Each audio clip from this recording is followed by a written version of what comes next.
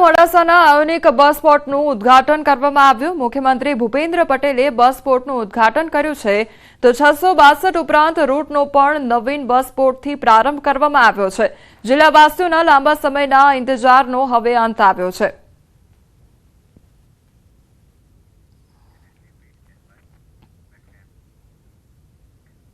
અમદાવાદમાં ફાર્માસિસ્ટ મંડળની વાર્ષિક સામાન્ય સભા મળી છે અને વર્ષ 2025-27 માટે ચૂંટણી યોજાઈ હતી અને એજીએમમાં લેવાયો બિનહરીફ પ્રમુખ તરીકેનો નિર્ણય તો વાર્ષિક જનરલ મીટિંગમાં ચિરાગ સોલંકી પ્રમુખ તરીકે બિનહરીફ ચૂંટાયા તો ચિરાગ સોલંકીનો કાર્યકાળ 2 વર્ષનો રહેશે।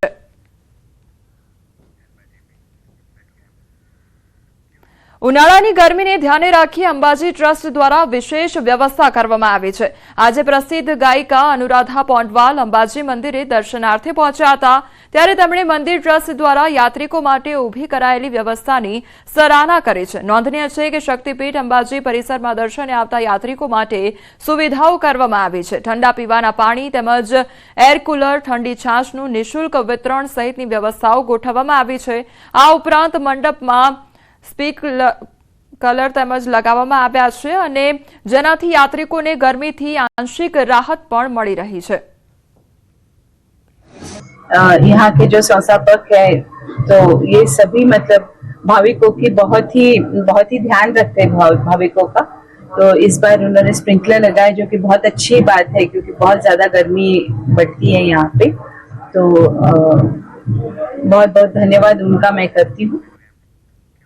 આજે ચૈત્રી સાતમ પર્વ પર શીતળા માતાની આરાધના કરવાનું મહત્વ છે। ચૈત્રી સાતમના દિવસે મહિલાઓમાં ઠંડુ ખાવાનો પણ રિવાજ છે।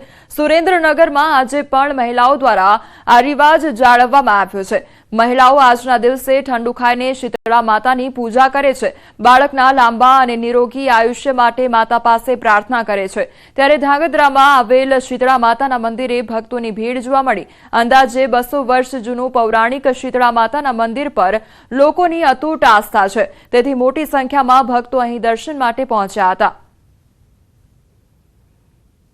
ઘણી માનતા પૂર્ણ થાય છે। ઘણા નાના બાળકોને પૂજા કરવા આવે છે, ઘણી માનતા રાખે છે, બધાની માનતા પૂર્ણ થાય છે અને અહીંયા હવન પણ રાખવામાં આવે છે।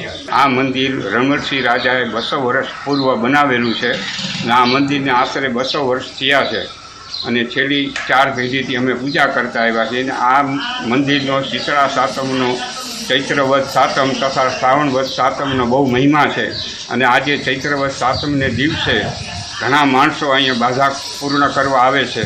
અહીંયા ઘણા લોકો માનતાઓ લઈને આવે છે પોતાના બાળકો માટે, ખાસ કરીને તો એને આરોગ્ય માટે અને તેની લાંબી ઉંમર માટે। આજે ચૈત્ર મહિનાની સાતમ છે, એ સિવાય શીતળા સાતમ આવે છે શ્રાવણ મહિનાની। આ 2 સાતમનું મહત્વ બહુ હોય છે। આ 2 દિવસોમાં ઘણા લોકો આવે છે પોતાની માનતાઓ પૂરી કરવા। વડોદરામાં બુટલેગરોની ગેંગવોર બાદ હવે હરિયાણા પોલીસના શહેરમાં દરોડા પાડવામાં આવ્યા છે અને પીસીબીને સાથે રાખીને હરિયાણા પોલીસે કુખ્યાત બુટલેગર નીલુને દારૂના જથ્થા સાથે ઝડપી પાડ્યો છે। હરિયાણામાં એક્સાઇઝમાં ગુનામાં વોન્ટેડ હતો નીલુ સિંધી તેમજ પોલીસે નીલુ સાથે તેનું દારૂનું ગોડાઉન પણ ઝડપી પાડ્યું છે। ખોડિયાર નગર પાસેની સોસાયટીની અવાવરૂ જગ્યામાં ધમધમતું હતું વિદેશી દારૂનું ગોડાઉન તો પતરાના શેડમાં રાખેલો વિદેશી શરાબનો વિપુલ માત્રામાં જથ્થો મળી આવ્યો છે। નોંધનીય છે કે હરિયાણા પોલીસે વડોદરામાંથી કુખ્યાત બુટલેગર નીલુને પકડતા શહેર પોલીસ ઊંઘતી ઝડપાઈ તેથી પોતાની આબરૂ બચાવવા પોલીસે બુટલેગરો પર તવાઈ બોલાવી હોવાની ચર્ચાએ જોર પકડ્યું છે। સુરત સાયબર ક્રાઇમ સેલે 20 લાખના ડિજિટલ એરેસ્ટ મામલે 7 આરોપીઓને ઝડપ્યા છે અને પોલીસે વધુ 7 આરોપીઓને જામનગર ખાતેથી ઝડપી પાડ્યા છે।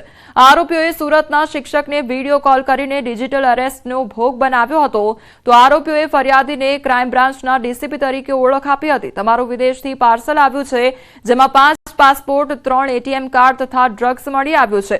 ડિજિટલ એરેસ્ટના નામે ડરાવી ₹20 લાખ પડાવી લીધા હતા। આ રકમ પૈકી 10.34 લાખની રકમ આ ટોળકીના સાગરીતોના ખાતામાં આવી હતી તો પકડાયેલામાં ટ્રાન્સપોર્ટર તેમજ મોબાઈલનો વેપારી અને કોલેજનો વિદ્યાર્થી તો ચાની લારીવાળા સહિતના આરોપીઓ છે।